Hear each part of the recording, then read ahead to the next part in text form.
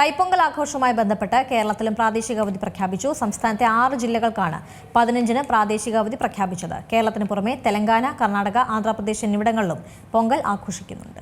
തമിഴ് ജനതയുടെ വിളവെടുപ്പ് ആഘോഷമായ തൈപ്പൊങ്കൽ ആഘോഷവുമായി ബന്ധപ്പെട്ട് കേരളത്തിലും പ്രാദേശിക അവധി പ്രഖ്യാപിച്ചിട്ടുണ്ട്.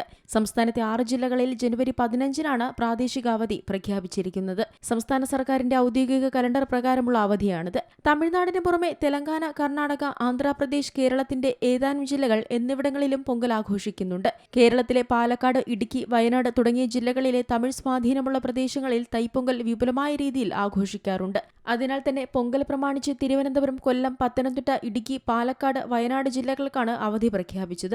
സർക്കാർ ഓഫീസുകൾക്കും വിദ്യാലയങ്ങൾക്കുമാണ് അവധി ബാധകമായിട്ടുള്ളത്.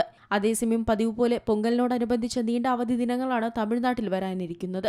ജനുവരി 15 മുതൽ 17 വരെയാണ് തമിഴ്നാട്ടിൽ പൊങ്കലുമായി ബന്ധപ്പെട്ട ആഘോഷങ്ങൾ നടക്കുന്നത്. ഈ ദിനങ്ങളിൽ സംസ്ഥാനത്ത് പൊതു അവധിയാണ്. ജനുവരി 15-ന് പൊങ്കൽ, ജനുവരി 16-ന് മാട്ടുപൊങ്കൽ, തിരുവള്ളുവർ ദിനം എന്നിവയ്ക്കും ജനുവരി 17-ന് കാണം പൊങ്കൽ, ഉഴവർ ദിനം എന്നിവയും പ്രമാണിച്ചാണ് അവധി പ്രഖ്യാപിച്ചിരിക്കുന്നത്. തമിഴ്നാടിന് പുറമെ തെലങ്കാനയും പൊങ്കലിനോടനുബന്ധിച്ച് നീണ്ട അവധി പ്രഖ്യാപിച്ചിട്ടുണ്ട്. വിദ്യാഭ്യാസ വകുപ്പ് പുറത്തിറക്കിയ ഉത്തരവ് പ്രകാരം ജനുവരി 10 മുതൽ 16 വരെ സംസ്ഥാനത്തെ എല്ലാ സ്കൂളുകൾക്കും അവധിയാണ്. ഇതോടെ ജനുവരി 17-നായിരിക്കും പൊങ്കൽ അവധിക്ക് ശേഷം സ്കൂളുകൾ തുറക്കുക. തമിഴ് കലണ്ടറിലെ തൈമാസത്തിന്റെ ആദ്യ ദിവസമാണ് തൈപ്പൊങ്കൽ ആഘോഷിക്കുന്നത്. സൂര്യദേവനോടും പ്രകൃതിയോടും കൃഷിയോടും ജീവജാലങ്ങളോടുമുള്ള നന്ദി പ്രകടിപ്പിക്കൽ കൂടിയായാണ് പൊങ്കൽ ആഘോഷിക്കുന്നത്.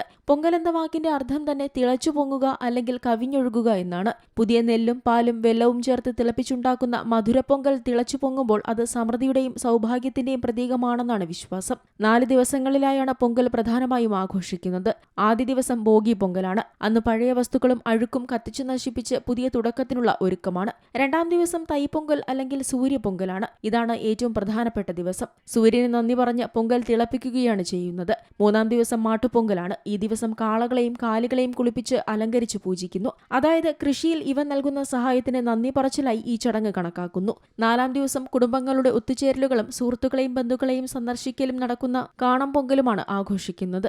News desk Zee Malayalam news. ഏറ്റവും പുതിയ വാർത്തകളും വിശേഷങ്ങളും വിരൽ തുമ്പിലറിയാൻ സീ മലയാളം ന്യൂസ് എല്ലാ ഡിജിറ്റൽ പ്ലാറ്റ്ഫോമുകളിലും ലഭ്യം.